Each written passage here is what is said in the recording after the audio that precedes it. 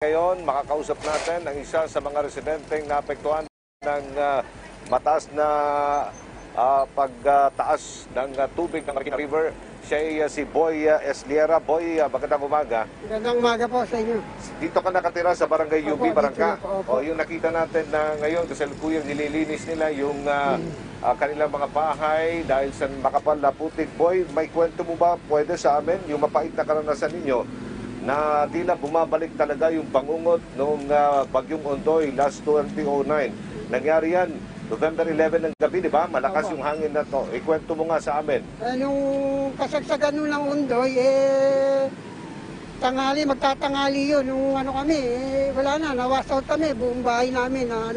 Ulysses tayo. Ito, yung Ulysses, nakatulog pa kami ng mahal ng gabi. Okay. Tapos nagising na lang kami nung nag-brown out ng alauna, ng madaling araw. Yun, pagka tuloy-tuloy na yung tubig, naging paki na kami, pinanik na namin yung mga gamit namin doon sa taas. Wala rin no. Tapos niligas ko na yung mga anak ko, sabi ko doon na tayo sa school, saka isang apo ko, doon na kami sa school ng Barangka, doon na kami nag-ano.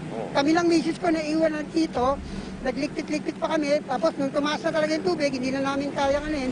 Pumunta na kami, muna kami sa may simbahan ng misis ko. Doon muna kami nag-stay. Si Boy, kita nyo ngayon, punong-puno ng putik, no? Dahil sa ginagawa nilang paglilinis ngayon. Anong bang mga naisalban yung mga ari-arian? Yung importante lang nariyan namin, yung mga papeles namin. Opo. Yun po, yung mga requirements namin, yung mga passport ng anak ko, tsaka yung yung mga birth certificate ko.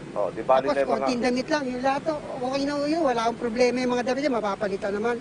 Masakit man, pero paano nyo pinalalampas ang trahedyang ito na siyempre unti-unting ibinabalik natin ang ating normal na buhay matapos ang pananalasa ng Bagyong Ulysses. Ngayon, meron pa rin banta na maya-maya kung may malakas na bagyo, itataas naman itong ilog ng Marikina na pwede naman kayong bahain dyan.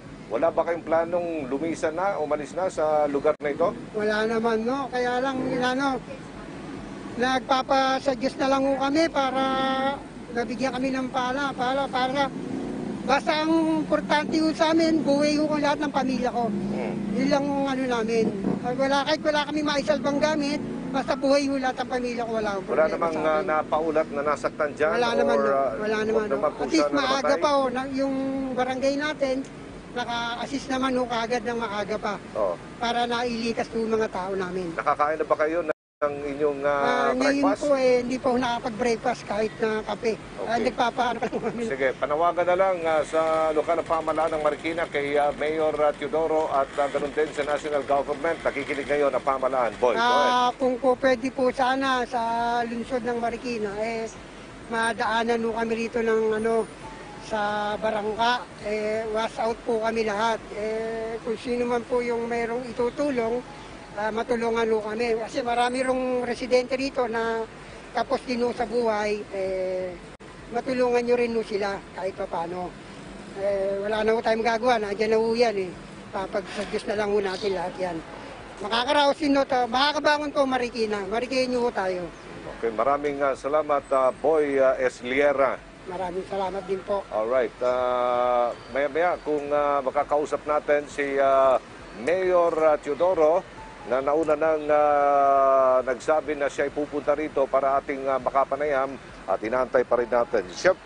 At tuloy-tuloy po ang ating mga balita sa kabila po ng pagiging abala sa virtual plenary session ng 37th ASEAN Summit. Nagawa pa rin ng Pangulong Rodrigo Duterte na magsagawa ng aerial inspection sa mga lugar na sinalanta ng Bagyong Ulysses kasama si Senator Christopher Bongo. In-inspeksyon ng Pangulo ang mga binang lugar dito po sa Marikina City, Montalban at Rodriguez sa lalawigan ng Rizal. Agad ding inatasan ng Pangulo ang Armed Forces of the Philippines at ang Philippine Coast Guard na kumilos na para iligtas sa mga residenteng natrap sa baha. Tiniyak din ng Pangulo na tutulungan ng pamahalaan ang lahat ng pamilyang naapektuhan ng bagyo.